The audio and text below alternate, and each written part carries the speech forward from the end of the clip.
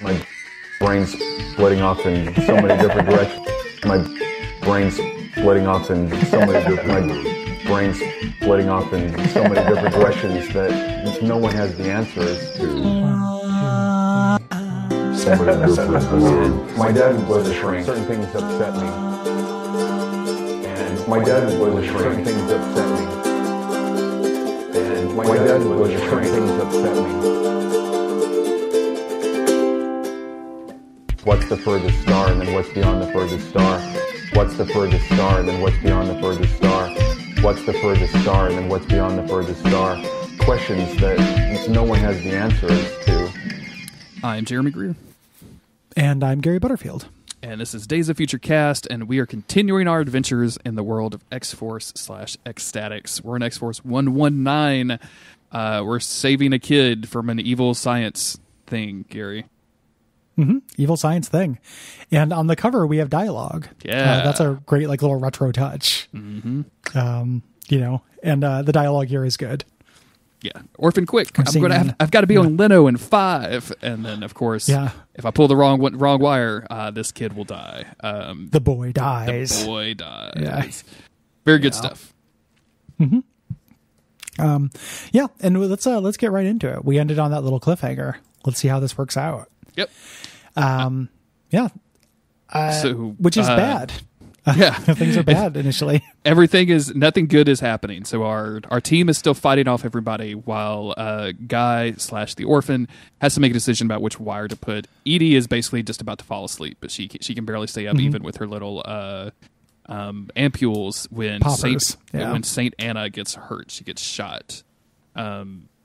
Fat catches her with her fat hand, and it's pretty much the only people actually out there fighting is now Vivisector and the Anarchist. Yeah. There's as he's deciding, Fat says, Anna's still breathing, check out Vivisector, geek on the rampage. And he's like a werewolf in Chuck Taylor's, the hell with Hamlet, to hell with Wittgenstein. I want blood and pain. Are you watching me, Pa? Yeah. As he's just coated in blood. Shredding people. Hulking out. Yeah. Super cool. It's like that kid in Christmas Story when he goes nuts and punches the bully. Mm-hmm. Mm-hmm. So. Weird pull for you. I was thinking about that. Very weird pull. Like Christmas Story is, I don't know. Mm-hmm. Well, it's October 16th, is the season. Oh, Jesus fucking Christ. It's not Christmas yet, Butterfield. Dial it down. Edie is falling asleep. She's like, no, this is a psychological phenomenon that happens with new leadership, where you get indecisive. And this is real serious. Diego says we can just go, let's just get out of here. Let's just take him, with us. He'll have a better chance. He'll get the health care that he needs. And he dies as well. So wrapping up that question, just real quick, he meant leave him here because he would have a better chance of being literate, and the healthcare system is better there than it is here. So, yes, in socialism, Pastrana, Cuba, stand-in. And he gets shot, so he drops dead, and now it's up to the orphan, who realizes the only way that he can really start feeling which one is which is if he removes the suit that protects him from his abilities. So he's literally undressing in front of this child on the thing, and has to throw part of his outfit on top of Dupe's camera to make sure that none of that gets out. Yeah. Edie wakes up just briefly to see his gigantic schlong. Excellent. Maybe that's why they made you number one. I assume that since he's naked, it's talking about his big dick, but maybe he just has one gigantic ball or something. Hard to tell. But he needs to be sensitive to kind of feel back into where this wire is going into his head. Mm-hmm. I always like the Mr. Sensitive narration when he's in sensitive mode. He can feel the wire digging down to his head, digging through this blood and protein. Listen, I cried when I found out about your parents. I'm here for you. And by kind of reaching out and being empathetic, he picks the right wire. Yes.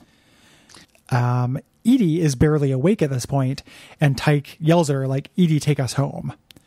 And she has power for one last teleport, but instead of teleporting them back to X-Force headquarters, we are in a rural house in the Ozarks. Yes. which we quickly learn is going to be Edie's home. When someone said, "Take me home."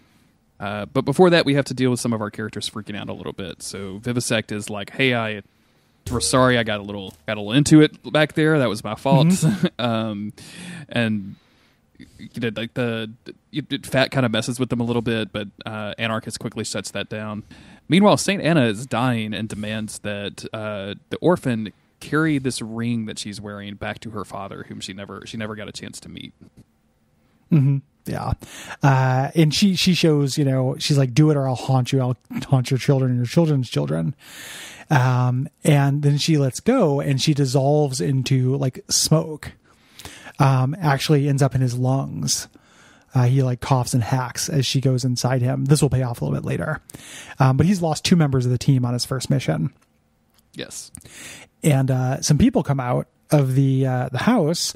They ask to use their phone and they're like, "Oh, look, it's our Edie." And they see Edie on the ground. And she freaks everyone's, out. Yeah. Edie isn't up just yet, but everybody is kind of losing it. And, Orphan's like, "You said to take us home." And we see a young girl who's like, "Who's that lady?" And they say, "That's your big sister. You're too young to remember her." And the orphan immediately picks up that that's her daughter. The face, those eyes, the mix of hard and soft. What did she say? "I've left so much behind." Yeah. So this is a scenario where she had a baby and left her baby to be raised by her mother, to go off and be an X-Force. Edie wakes up and realizes where she is, and then immediately teleports them to Sunset, which of course is not their HQ, but it's closer than her home. This Paco, who is a dumbass kid, immediately runs into traffic. How Paco survived this long, I have no idea. Paco's mutant power. He's like a reverse Darwin. He's just like immediately trying to get killed. The orphan saves him at this point and says like, "How about we go on a walk?" Everybody kind of splits up rather than going and checking back in. Yeah. And this ends up being important. Edie checks herself in to a detox center. She's kind of rock bottomed about this. Like, she's really freaked out about visiting her home. Everybody's seeing her roots, and she took like 1 billion ampules. But at the same time, like that, this is all a ruse while she's doing it, because like they said we stuck her here, so we didn't want people to know. We didn't want our enemies to realize that she was having problems with her teleport. Like, it's easier to say that she has this problem. So it's lies all around. Like, and I can't imagine that if she has some sort of addiction problem, that it's actually given her any help if she has to lie for the reason she's there, right? Totally. This is where Coach demands of the orphan of like, "Where's Paco? Like, we told you to go get him. Now you have to give him to us." And Orphan is kind of refusing, and it's like questioning what you need him for, what they need him for. I love this line where he's like, "Where is he?" He goes, "He's safe." And he says, "I didn't expect him to be hanging by his fingernails from a tall building." Where I asked where he was, not whether he was safe. But Mr. Sensitive, like, you can't really lie to Mr. Sensitive. He can tell when people are being untoward. He basically says, he's been through so much. He loses his parents. He went through that whole thing. He was rescued by us. And Coach keeps pushing it. Like, that's not our problem. You have to bring the kid back. Why do we need to do that? And then Coach basically throws up his hands and says, our financiers wanted to keep this quiet. But Pablo, and he gets corrected, no, he's Paco. Like, he's seeing him as a person. The name of this issue is like, "What's One Life?" Yeah. He's like, what Paco can do, it's not just that he causes explosions. He's basically a walking medicine chest. Like, his DNA, his blood, his spit, everything about him can be used to help cure diseases. That's why we have to get him back from the communist, so we can make money from him. So we can, like, the pharmaceutical companies are going to harvest him. It's called free enterprise, guy. Come on, catch up. And obviously, Guy has kind of a problem with this. Like, instantly, he's like, "Well, that's what about the kid? Like, what are you going to do?" And then Coach is like, "Well, he's gonna." I kind of figured that this might happen, so we have a contingency plan. Say hello to Smoke, and this giant smoke monster breaks through the window. He's got giant red eyes, and it's super creepy. And Coach says, "Say hello to Smoke," and Smoke says, "And goodbye to your health," which cracks me the fuck up. Smoke is joined by Succubus, who is like a demon lady. here. And he basically says, like, here's the thing. Once this is through, Paco isn't going to be in any shape. You know, people who know more about this say that to get the maximum yield out of him, well, it's going to require a sacrifice. Yes. You know, he basically knew that Orphan was not going to like just put this kid up on a platter. Yeah. You know, he's basically, you know, Smoke and Succubus are fighting Orphan, and the team, Bustin, the rest of the team, Anarchist, Vivisector, and Fat, says like, no, Guy does have a choice in the matter. He's our leader, and we have an admittedly archaic yet nonetheless profound attachment to him. Vivisector says he's like the beast. Yeah. So they get into a fight with Smoke and Succubus. And throughout the entire time, like, Guy is trying to stop it. Immediately it's like, stop it, killing each other, won't save anything. Like, and the coach is like, you know, he's right. Like, he's going to make the right decision here, because if he's the leader, he knows what this happens. Like this is one life against millions of lives that could be saved. You know what you need to do. Yep. And we cut over to Buenos Aires as he has gone. He's dressed up like Hulk when Hulk went into hiding in the Avengers movies. Mm-hmm. You know, the red hat and the black coat, and talking to St. Anna's father. You know, basically saying, you know, I could tell I didn't know your daughter very well, but she was a good person. As he's doing so, he sneezes into his face and sprays her like soul all over him Real quick. as part of her powers. I'm curious, in the panel, in the second panel on this page, like, he's looking at the poor kids that St. Anna's dad works with, and they're all like photographs that have been, you know, obviously like photoshopped in or edited into this thing. Like, is one of these kids like the little brother from Malcolm in the Middle, or am I just like seriously projecting? The one in the upper right? Is that Dewey? Yeah. Is that That does Dewey? look a lot like Dewey, man. Like, it could be. We got a Dewey sighting. Because I was thinking, like, well, why would they put these kids here? But I can't recognize any of the other ones. So I don't know if they're all TV stars, or if maybe these are all like the artist baby pictures or something. Like, somebody was doing having a little fun. But that looks so much like Dewey, right? Yeah, we got a big Dewey energy right here. Yeah. So if you're fans of Dewey, don't like that. if you zoom in, no, I was gonna say it looks less like Dewey, but it looks more like Dewey. Yeah.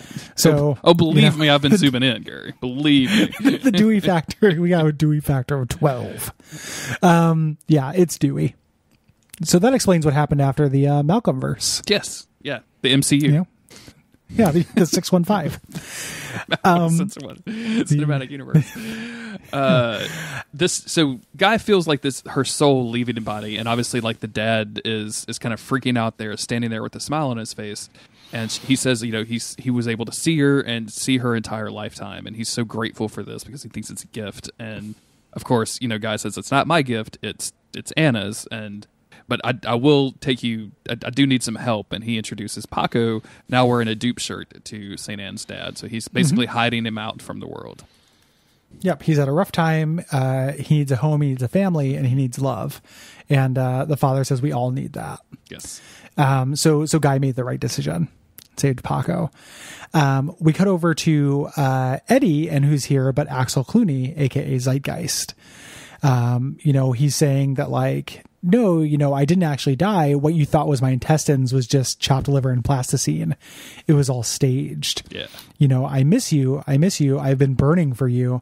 And then he pukes all over her. This is a dream sequence. Yes. And she wakes up to find Coach creeping on her. Mm-hmm. Sitting here just watching her sleep, as you do. Very creepy.